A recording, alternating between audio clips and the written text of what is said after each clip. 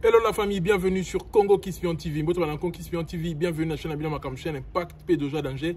Merci de la fidélité, merci d'amour, merci de vous aller toujours s'abonner massivement à la chaîne Oyo et Zoé Labino, l'actualité musique congolaise en temps réel. Pour ceux qui ne me connaissent pas et ceux qui me connaissent déjà, je suis le youtubeur, ton youtubeur préféré. C'est ici que ça se passe. Ici, on dit la vérité pour le bien de l'humanité.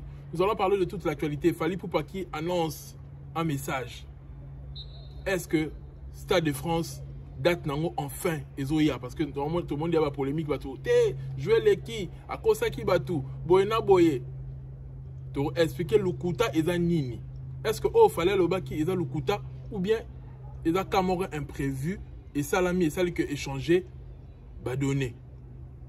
Il faut tout le bayango parce que fallait le baki que 2026 c'est demain parce que faut tout la navire chronologie makambo. Annonce, il y a Stade de France, il y a Fally. Et maintenant, on a déjà partir un message que 2026 c'est demain. Et Fally pour passer au Stade de France, c'est que Eobetamara jamais. Mais ceux qui annoncent Tango et ils allaient bientôt annoncer, date Tango ils allaient bientôt annoncer, ça veut dire que il a dit comme le Koutate et c'est une certaine préparation. Tourisme, ça va être une analyse correcte pour pouvoir comprendre que Fally Ipupa il ne fait pas partie de la liste des artistes mythos du Congo. Mytho toyebi bango. Toyeba comment la bango très bien. Fally dit toujours la vérité. Fally prépare tout avant d'annoncer. Après ça va tout annoncer date mora lokuta pour le bayer le bate et ça là qui boyezon ça boy. Ce qu'il fallait annoncer date, c'est que maramuto est comme il fin prêt. Et ce qu'azo prévoir li kamuna juin. Et ça lokuta à côté ni. Tozo lobela yango awa. Pour prévoir, il est différent. Il est différent. Pour le bilan, pour ça, le bilan, il y a concert, il y a festival mondial de la musique qui a fait quoi? Pour le bilan, les sous pour le bilan, qu'on fait l'omide qui annonce ING. Ex-guide à Bunginzela, Fally reste le vrai guide. Pour ça, l'analyse correcte, analyse intelligente pour te expliquer la vérité. Sans faire de détour, s'il vous plaît. On va dire les choses cash. Tourlobango Awa pour le bien de l'humanité. Big dédicace à toi, RK Redi Kemé Nakata Grenoble, président Pacheli Paché qu'on a Lyon, frère Adi Massamba, l'italien noir, Digi Kam Tatikango na défaut, Priscilla Elouta, le cœur d'Aman, on est au fait dans la Kacha Colonne, Roméation Sala Lyon, big dédicace à toi, Joyce Lamba Maman Nabango, Nakacha Angola, Gloria Niembe Katalea, big dédicace à toi également, Rose Mystique, Enis Malatoto, big dédicace à toi aussi. Et sans oublier de one and only, Maman Nena Dame, Mero Sumaka, il y a eu un wana Oumela Nangone Nayo, toujours mère Zala Wana. Faisons d'abord le tour des réseaux. En fait, Fabregas vient pour répondre à Robin Omundibou. Parce que vous savez qu'ils partagent tous les deux une même chanson.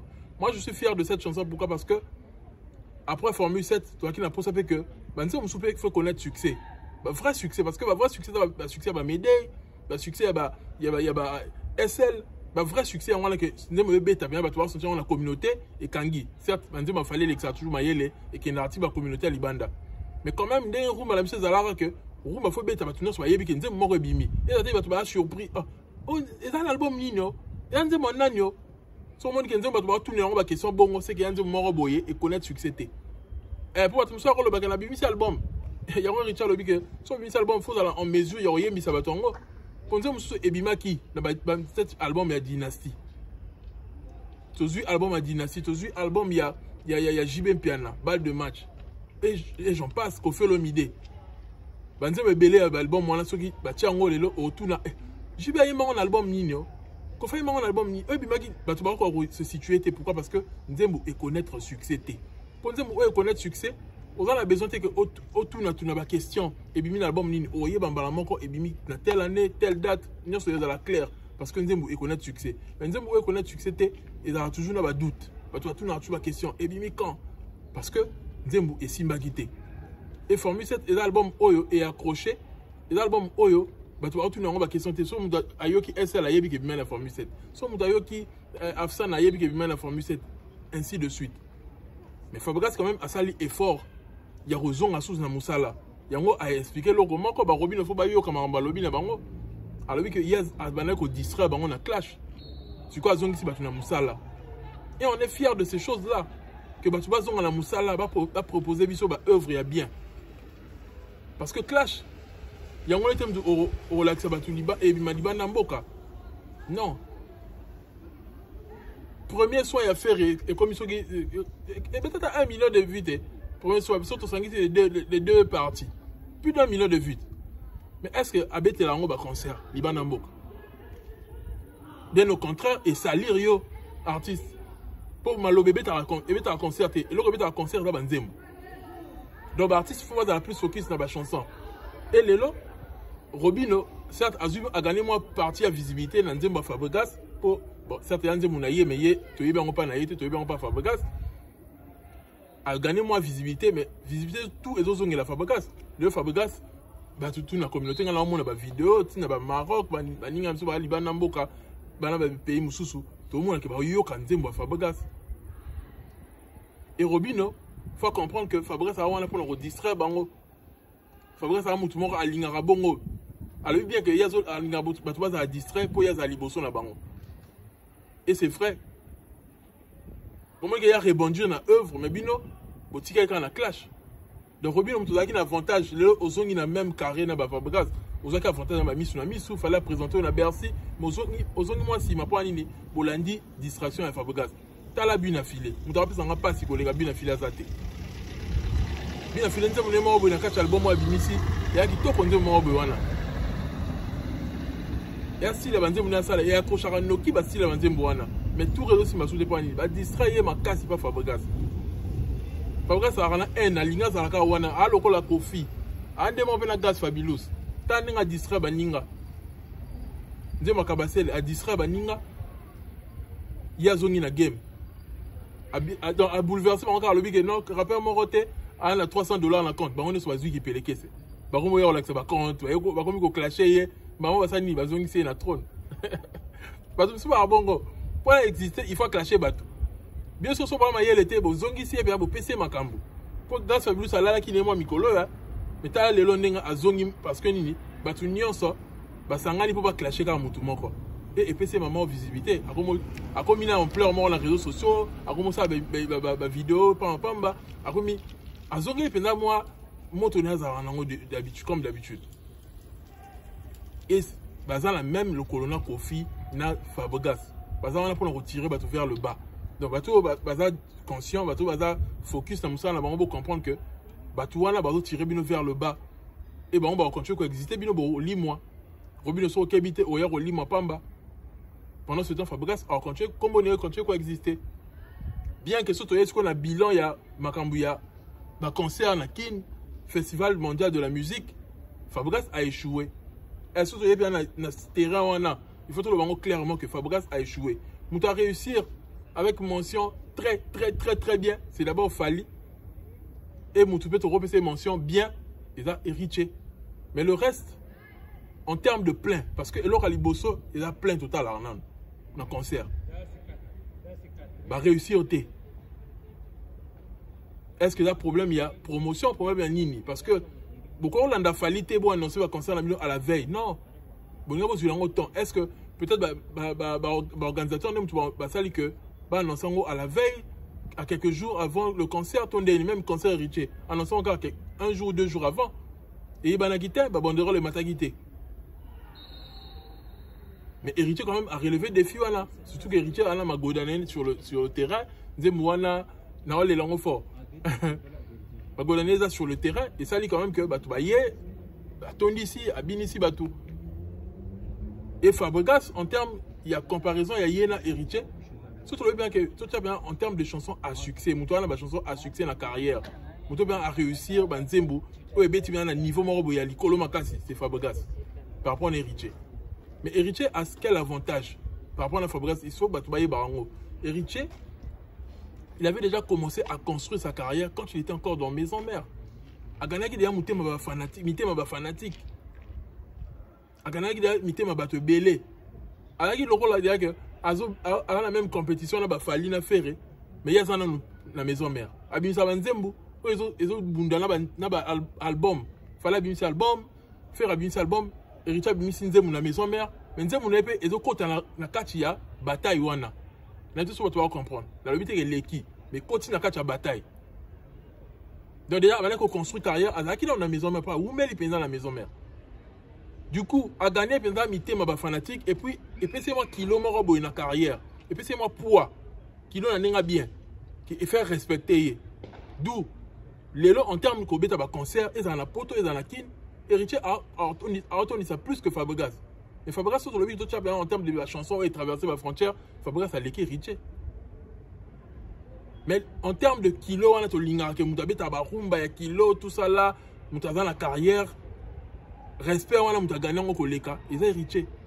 Ils ont hérité la poto, ça la mieux que Fabregas. Abeti d'homme de Paris, mieux que Fabregas. Abeti la scène, mieux que Fabregas. Abeti concernant la Belgique, mieux que Fabregas. Parce qu'il a gagné déjà, mais thème est fanatique. C'est ça le travail que Fabregas soit ça là. À la chanson, mais à la moi charisme, il y a qui leader, il y a gagné bien mi thème fanatique. Et puis, à cause ça rappelle trop comédie dans la musique naïe. Et ça là que et puis c'est kilo on a été héritier à Zoa. Héritier ce que donc quand tu obéis dans ma fallait faire tout le monde vraiment héritier Zoya on. Mais or que Fabregas n'est pas mérité qui place là parce que Fabregas a la chanson et ça lui bien et connaître succès encore énorme. Tu as vu pendant la double face, Gréco, tu as vu au footé, tu as vu Tabita, tu as vu mon pépé. Ah, maintenant, et belé, et connaître le succès, moi, il connaît tout à bien songé par rapport à un héritier. Certes, héritier, par exemple, BM, mais Fabrice, vous comprenez de quoi est-ce que je parle? Héritier, pendant, attends, la Congo, par la ville, autour de la bataille, je suis héritier, il y a bien un moteur. Mais il y a mon héritier à la kilo, ma casse. Mais maintenant, je suis peut-être économie dans mon kunate. Et ceux qui n'ont qu'à ça. Vous voyez un peu? Mais Fabregas, maintenant, je suis un musica. Mais il y a mon moutou. Carrière pour avoir bien héritier, on a une carrière solo. Fabregas a un moté, il faut travailler sur Yango. Il y a un moyen de travailler, à continuer de travailler. Et là, il est bien qu'on fout la peu à musicien. Je suppose, musique, ils ont toujours la relève. Relais, il est toujours important. La quand il y a musique, la biso. Pour évolution et continuer aux ala. Le festival mondial de la musique, fallait pour pas approuver suprématie naïe. Le lot comprendre qui est la vraie légende, qui est le plus populaire. Mais moi je veux féliciter Koffi Olomide quand même en termes de performance, Ayemi naïe bien. Ayemi bien. À sa performance a bien, oui, à son côté chaud, voilà couteau. Adam Zambia chaud, à Sali chaud il y a bien, mais engouement on a public tout le monde y a ngoté. Bah vieux faut interpeller Bino que il est temps beau forcer sous ma cambouté. Il est temps beau comprendre que non, tout ça là qui mais lélopé et à la mutu oyo yem da simbi ma solo. Azo forcer tout est naturel. Fallait ne force rien. À force à buzz té. T'as la buzz il y a $300 oil. Fallait n'a rien forcé. Après si visibilité la warrior mon corps, après si visibilité l'événement naïe, mais batuti siko, batiki li kamba $300 té. Koto yokel pena qui nous raconte n'importe quoi. Oh non.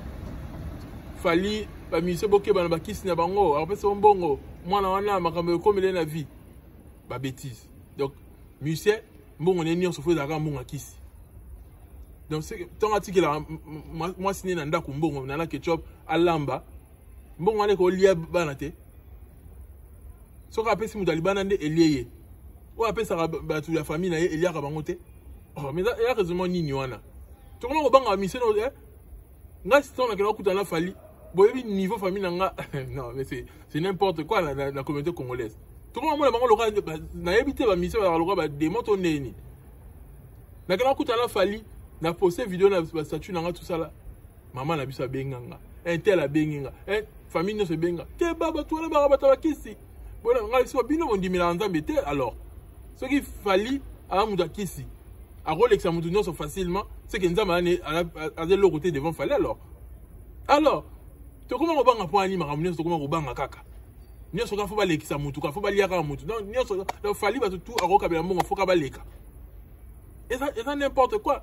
Il y a fallu azo laver image naie à ce qu'on imaginer la concert wana bon on ba tu matin likolo ya barre de fer wana fallait le même on dit bokita ba singa barre libene mozo ningana so neni nango wana bokita ngate mu na chango tant bato ba kufa oh fallait bomi bato parce que libénon les aki on se ko la bato ba ngaba ba nini fali moto na ye mais or que ba imprudence mususu est organisateur botie libenda bongo po na nini bit non za ki nini botie ba mesure nini po bato ba matate likola libenango botie ba mesure moroté botie on a katikata bato soka ko yi combien de personnes ba ngaba kufa alibo olinga bacha nini na mutu ya nani fali ki sine senga bongo esenga makila esenga soni mutu mzanga ya na analyse na ye awe comme isu kota tonto promote fali mikola za mpiaka lokwa ça déménagement aso mabilo ka sikanda tout ça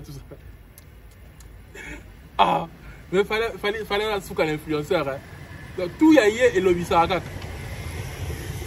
bon le niveau tout à salaka et lobisa kaka mukili. Si il fallait appeler ça, moi, combien?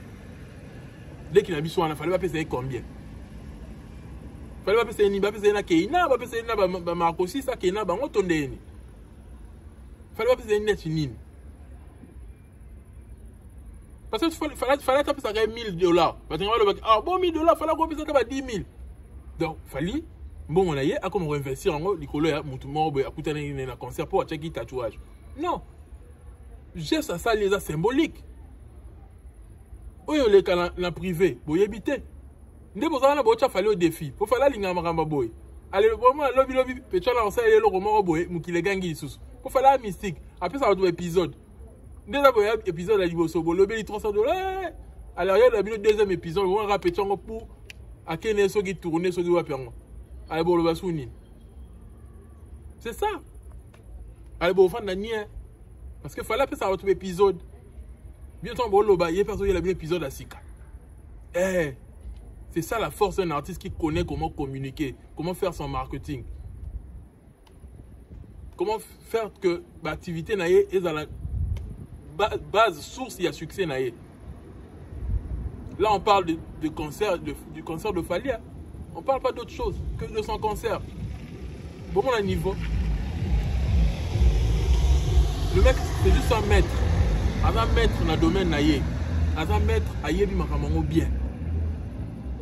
Il sait ce qu'il est en train de faire et comment faire évoluer les choses. Aujourd'hui, on ne fait que parler de Fali. Je viens de voir Virginie qui parle du concert de Dubaï. Oh non, concert à Dubaï, il fallait remettre en Nganda. Et je vois comment, parce que l'autre ça l'a plus passé. Et là, bateau ça la banalise, c'est parce que bateau ça la banalise, bah ça accorde na bango. Sur le clash Fali, on aura tiré une certaine visibilité. Bateau ba la yo, bateau ba lobé la yo, bateau ba regarder commenter au côté ça bon. Moi je considère pas souvent ces gens-là au bayer ça la banalise. Bah on ba na problème té. Mais bateau au bayo ka banalise. Bon ça rappelle à moi treat. Bon on a un système à tri. Au trier peu est-ce que la vérité? La salle où Fali va jouer, est ça clair sur les réseaux? Avec un agenda. Donc, c'est difficile quand on a Google, on met un agenda, on a la capacité à la salle. Oui, parce que la salle, pour vérifier que ça passe. Si vous avez un site, vous avez vérifier on Google. Mais il y a bien. Vous avez la culture, vous avez artiste musicien. Si vous avez un doute, pourquoi tu as un Google, ni les empêcher. Pour ceux qui bêtisent au niveau nyonso au lukango, chose mais il y a bien pour la information et puis pour la culture. Oui, bah ça ni les à Dubaï. Et là pour la culture, il fallait jouer face à plus de 5000 personnes. Et la salle de concert, il fallait sur le niveau où on a été. Tant que il y a combien solo il a fallu le cas monsieur moro ba bandi sika, ngai comme ça ngai. Fallait sauter à niveau on a. Fallait ne faire plus des showcases concert dans la salle de fête. Non. Parmi les exigences à Fali, il faut une salle de concert. Et ça parmi les exigences il faut la salle de concert. Au cas où on quand maman qui donne la bête à Fali dans Ganda moro. Arobé ta tête. Voilà sur ça on va faire et on doit ça la Banganda avec des soirées lipanda dans Ganda moro bo so ndeni nango. Fali ne fait pas ces choses-là. Fali, lui, c'est la classe. Fali, lui, c'est le concert. Bah, tu vois, son ticket, tout est en ligne. On est tous à la fière que Musique à Congo est à la représenter pour la première fois à Dubaï, dans le niveau. Tous sont en arrière. Ceux qui ont douté le long d'un concert à Fali, eux, ils sont à Dubaï. Mais tous sont à festival Morizara, on a festival la nuit de l'Afrique, ce qui est dans le même la musée, mon robe bacha et longa fali. La musée, bacha par exemple légende. Pour nous représenter Congo, bacha et longa fali. Ni numéro sur la tourisme, en Espagne, bacha et longa fali. Et tout le monde a fallu prestation naie, tout le monde a n'enga yembisa mukilinde, bacha bazala plein. Bacha ba manka prestation de la fali. Fala betara ya o Afrique. Gim ça betara o ya Congo, tina ba inosbi. Fala ça la plainte au monde en nyonso biso no so monde en bon sur concert ya yemoko et ça plainte ndeni ngana ni recontenir ba fanatique a fali ba warrior ba meilleur fanatique du monde ngana ni contenir bango et ça bilobela tant que réalité oya bon comprend que ba toi no so ba aventurer pour yo ka bango te ba aventurer musa na bango ko ya critiquer mais muto ça mieux que le fali a ozalate. Au lieu de mettre ba œuvre, ba artiste na bino bo soutenir ba osala, bo l'accent munene na bango, pourquoi ko l'accent munene na bango te bien bo tia fali au même niveau que bango. Musa bango ba sala, ko tia fali au même niveau que Ferré. Au lieu de luka comme ça faire grand. Ko l'accent ba tout maramu faire aye nango ya sika la musique, ko l'accent ba tout ba pouvoir si ya faire parce que et le comme c'est grand en wana. Et le comme s'il fallait grand la communauté, nous ça comment respecter fali lelo. Na bato nous va clasher fallait ba clasher sous falité et ça ba réalisation là de faire un peu pour tout respecter il faut à réaliser plus après ba ING il faut prouver biso à qui n'est pas que le prince à ça ma danger et ça à organiser respect mais ce que ça que bino boyaka que critiquer maram falazo sala pendant ce temps falazo continuer qu'on multiplier les efforts qu'on multiplier ba réalisation bo sunga faire était bo tikaka faire na c'est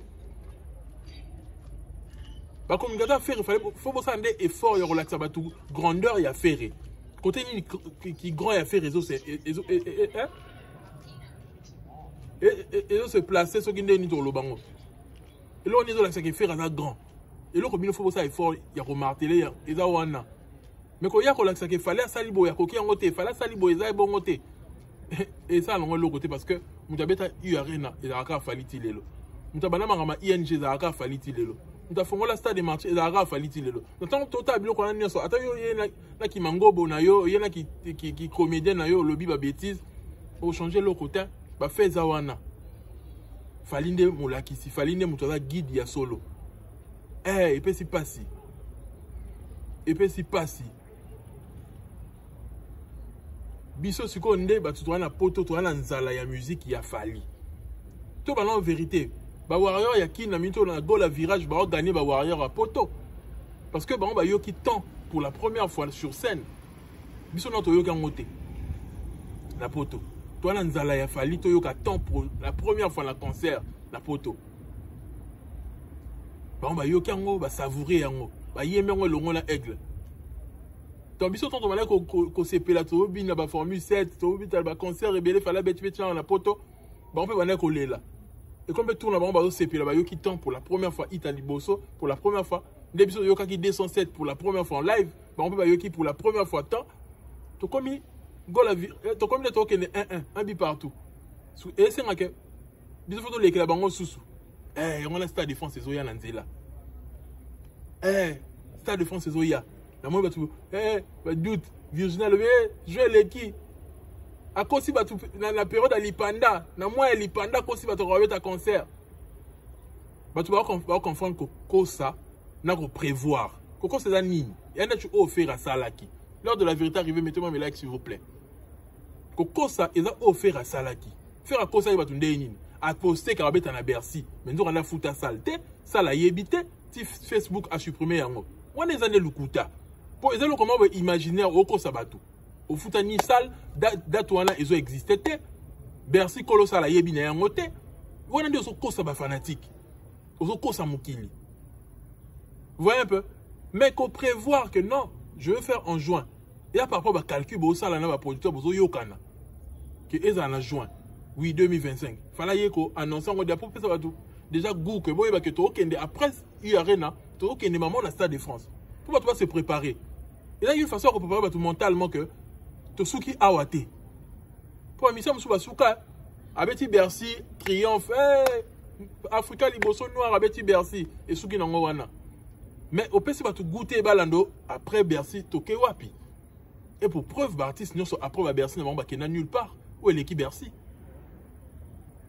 Suite logique et zalate. Mais alors qu'il fallait, azo préparer mental, il y a des fanatiques naïe. Que après Bercy, tout ce qui a été carrière azo continuer. Tout aucun stade de France.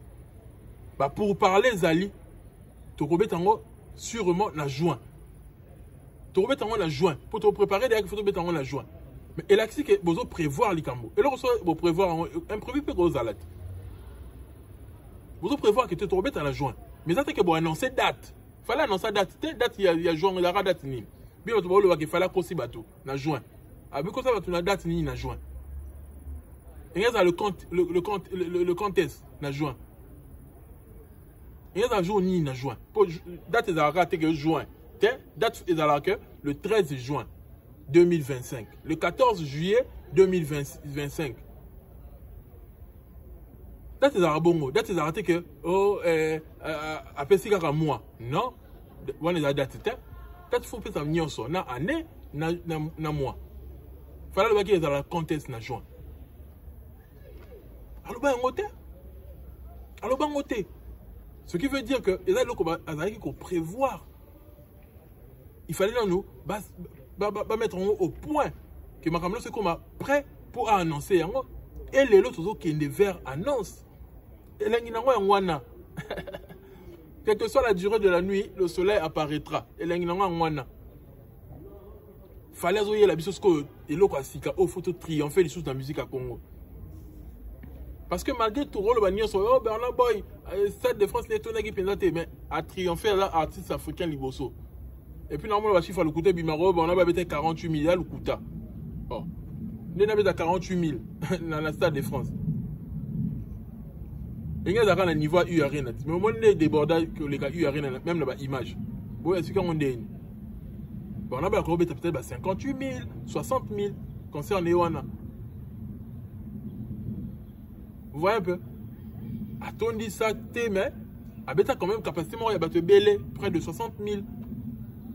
Et la fierté pour la musique africaine, surtout musique anglophone. Mais ce côté la biso francophone, parce que Garon la biso côté francophone, vous avez 6 000 bendés côté francophone, il a fallu.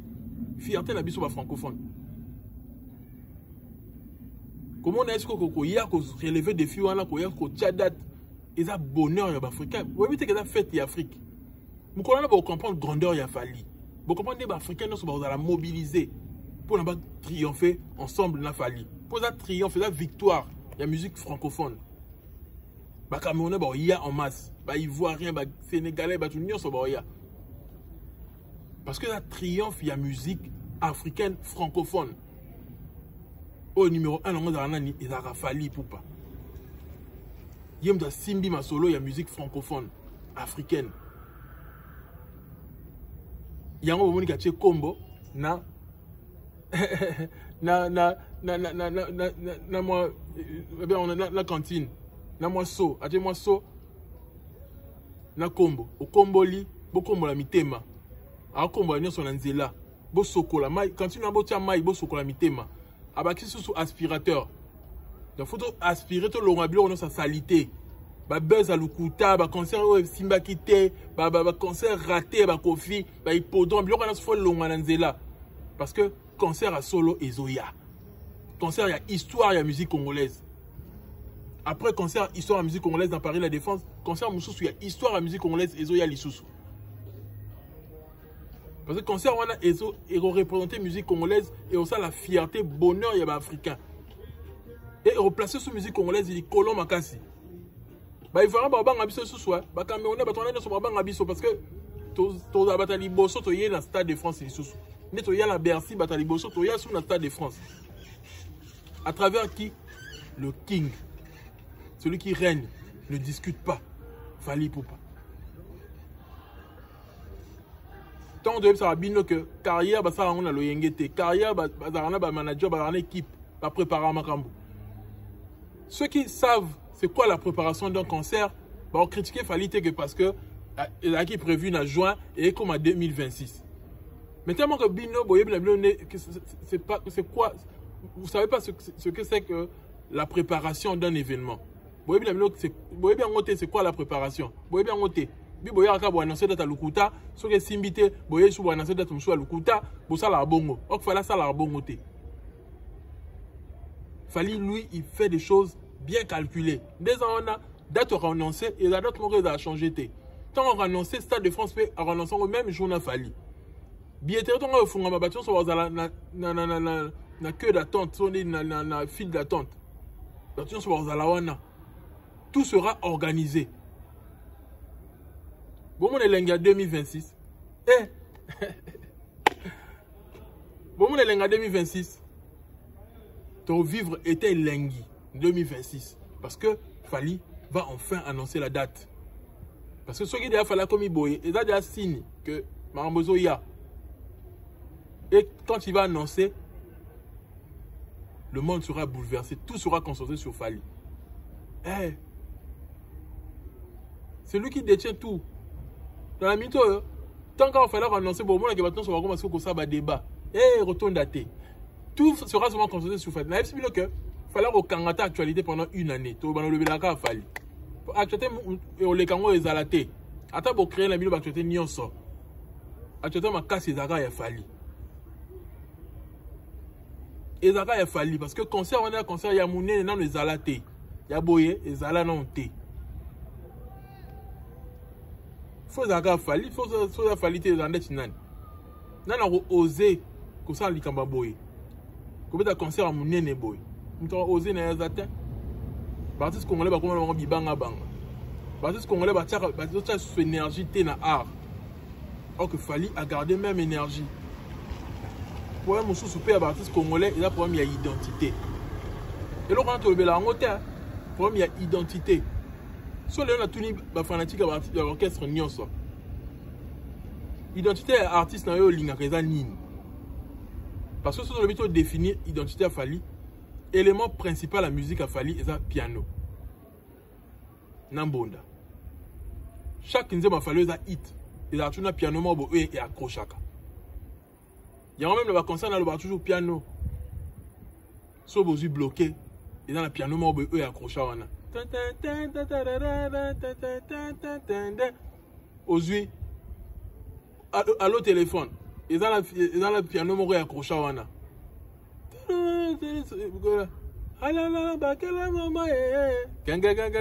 Piano mort beza wana. Male, mama ale, male. Piano mort beza wana.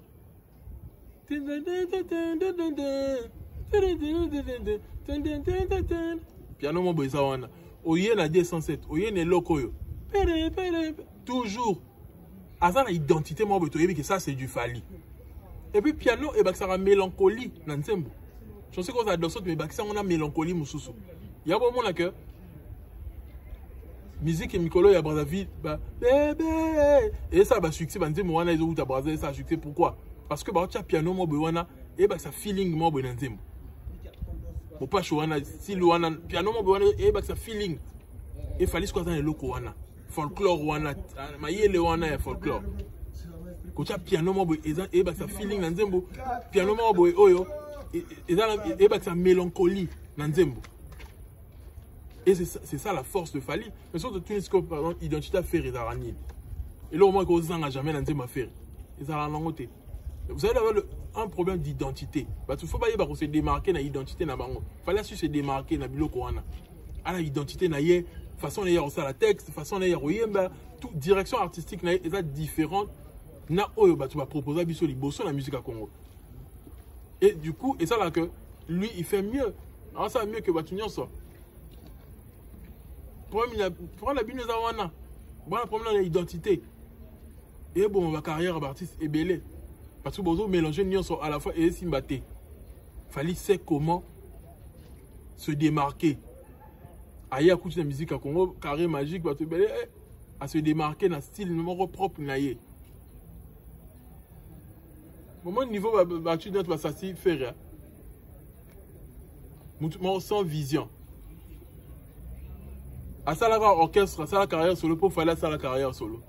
Donc avant l'identité, c'est que à préparer que on nous proposera tel style.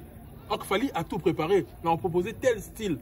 Que il faut musique en piano faut s'en rater il faut boyer. Là, créer la mélodie, on a piano parce que y a un homme de crochara et va tirer à bateau. Même dans droit chemin. Madame Manioko, comment on a piano? Piano, mon bébé, t'as na Madame Manioko, dans droit chemin. Il y a un homme de kanga. Tout le monde fait piano kaka. Donc, à créer style naie, identité naie. Avec que yango na bunda lango na carrière na nyoso. Banda, si le la bunda kan le loko ne wana. Mais bino on prépare nini comme arme na bino. Ibundeli na bino tonto sa carrière solo to yana oyo. Pour ça la montée pour préparer l'autre côté. Mais bon limbo le kaka fali ka bon na loyenge. Tamo bo ko le kaite yango bo ke na ba clash. Na makamalukuta ba diffamation ma belé. Et gazo donné en paix na villa na sika. Tozé là annonce. L'annonce est imminente. Tozé annonce il y a Stade de France. Yango de mute kangama solo, yango de mute sou qui s'aba jalou mutema. Pour comprendre enfin place musique et KI. Vous allez comprendre la grandeur de Fally parce qu'il y a aussi un album qui arrive. Top secret pour le bélo roté, mais makama bien Ezoya. Makama bien Ezoya, makama bien Ezananzela. Fally, enfin le guide confirmé. Enfin Fally c'est le guide confirmé. Koffi Olomide qui est devenu le suiveur. Batoualba qui nini. Soyez dans ma rambo s'il vous plaît, mettez-moi mes likes. Batoualba qui que oh non. Fally n'enga beti ba concert na ba trilogie. Muta Rolanda été pas parole c'est pas ça. On ne soit ça ba délire na bango. Muta Rolanda été. Tout ce qui est bon azala suiveur té. Azala guide moro sans suiveur. Mais est-ce que dans la réalité ça a mis bon? Et ça a mis bon té. Fally ton abeti parler la défense, fait railler, coach a parler la défense, bien qu'il ait échoué. Fally ton abeti ING, fait repayer coach a ING. Et Tikal Bacha Ovo Wembley. Quand on est à moi passé pour Londres sous ma visa, on va prendre un visa, on va réfléchir sur ça. La liste est longue. Koffi Olomide a yépé na ING. Tout le monde Koffi Olomide, où est rappé Aroya na ING. Et ainsi de suite. Qui est le guide? Bien sûr que c'est Fally. C'est le guide. Parce que, si vous avez un guide, ça les a pour la battu nyonso. Pour la qu'on a un message pour le babongo. Ok, ça les a pour la battu nyonso. Fally tem dans la salle wana, ton dimi. Mais pourquoi Koffi Olomide s'est appelé guide? Tout mis tout en question wana. Koffi Olomide à l'époque, il s'est appelé guide. Pourquoi? Parce que Ayaka na Olympia Zénith, Bercy, la même année, et Bercy, une nouvelle salle pour les Congolais, battu nyonso balanda na salle wana. Yango ami benga guide, suivez les guides. N'est-ce pas? Ami benga suivez les guides pour la bongo. Pour que tu ne sois la naïe na Bercy. Olympe écoute à sa caparane Olympe na Zénith au Canada to ya lango mutaliboso na musique à Congo. OK, bat pa ya lango avant y bazala. Ba beti masikini, ba taboulé etc. Mais à sa caparane recommande que yem da ya lango mutaliboso. Et ba soit landa qui est ba sali balandi itinéraire wana parce que dans ça l'inverse ça la tête que non on a Bercy pour en souka na Zénith parce que n'a pas la même zela ya Koffi presque ba Wera ba JB etc.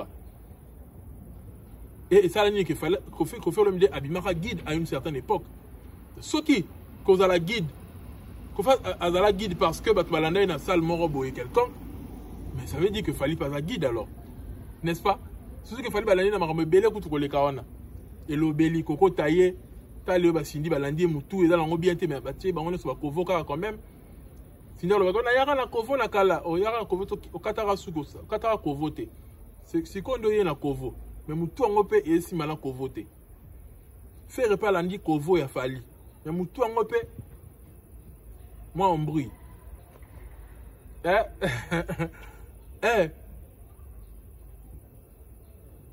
de Fally aza guide Koffi Olomide basani ba on so balandi Fally na ING Arena Fally za guide na bango alors botia ba tembe pourquoi le bokomi ko benga yo mutamatala na Koffi Olomide a mis orchestre na poto pour a confirmer concert na ye à ING pourquoi parce que ayi que tu vas recroire na ye lisusu te ba concert ne se jouer et puis l'icône ngo so za nini il y a une façon de roter qui ça ticket pour ticket ne bala te kamate ba raison et ça là qui avec ba concert ou l'équité la question est vente il y a ticket mais le fait que maman orchestre est là sur place il repose votre motivation ba son ba quand même ticket c'est ce qu'il est en train de faire a te kama ticket te parce que si qu'on fait ça besoin suite ba concert on est sous qui ndeni apporter plainte mutuana que na routier ba bâton dans les roues ton ndeni ah bah on est sur qui en Belgique muta de la terre et ça soute que oh ba porte ba yeti en Belgique concert on a reporté pour mutanga yeti en Belgique te ko faire le tour fo beta total la capacité na yo combien de personnes ba ya sur ko beta nzadi tonini wera yo wana zo beta bino no fo bozongela compétition bo beta loka bolingi compétition fo bo beta ba concert to évaluer ba concert na bino to évaluer ba plein na ba spectacle c'est ça en fait to lingi sur ba lokuta na te que ba empêcher ki ngai ba benga ki soki na nango te erango yo zo ba disposition maloba o baloba pas batu wana pas les maires pour ba annuler ba concert na yo soko za na moyen ya ko contrecarrer yango de asiko bon contrecarrer yango beta concert total a paye to évaluer yo surtout chat na falité parce que fallait l'équipe ils ont déjà preuve tout le monde on a parlé du peuple et puis to yé bien on les a fait mais quand même tout évaluer atana wera total yo na wera même ça li mieux pour wera ça li plein ça là où tu as Robert on a grand arène à ceux qui Paris ça la plein quand on est d'arrêter à 5 000 6 000 personnes total là yo ING nous dans combien de personnes au moins total à niveau longo ils en dernier pour des niveau ba 15 000 au ça nous en côté ko faire le midi bosana joie no kaka yo za mutu faut ça makambo symbolique oza so en compétition te ko faire le midi ah je pousse sanité oyo buka na minu pamba ça là makambo za symbolique kaka koluka te ko compliqué na la kisaka ngala leki fali o le ka fali ndeni yo robeta na sima na ye o le kendeni ya za guide o le kendeni o le ka ndenge nini yo beta kana mwa muke no o robeta beta vérité en wana et puis likolo nango bolobaki ke ote fala memaki ba chroniqueur ba fingaka yo ko folo mde muto lobango na TV ba mission so mema ba chroniqueur ba fingaka et puto bo 5 yo mto mema ba kali yo mto mema killer kilesi lelo wana o memi susu lando japonais fingaka batu ba bêtise a fingaka la ba famille batu akota na ba vie privée batu o memi su jo wana de longue jam so kinana nango yo peut récompenser bango alors comme les gens critiquent on fallait même batu ba fingela ke Kofi ba Jaël banani ba Alexis tout ça là sur lelo tout le banini communauté wana est-ce que vous en mesure wana courage on le na Kofi que tala yo pe o memi batu ba finga rafali est-ce que communauté congolaise oyo so boza juste boza impartial beaucoup ça lango te bien bolinga pas s'en prendre à Fali parce que boyebi que pour s'en prendre à Fali et puis ça a visibilité mais Kofi bobeta kara et pourtant c'est les mêmes choses pour reprocher qu'il Fali au Kofi a sali mais bon qui ne peut reprocher Kofi bon ça langote vérité en wana c'était tout pour moi ton youtubeur préféré j'espère que tu as kiffé si tu as kiffé abonne-toi like laisse-moi un commentaire pertinent partage s'il te plaît ça va me faire du bien en ensemble paix sur vous.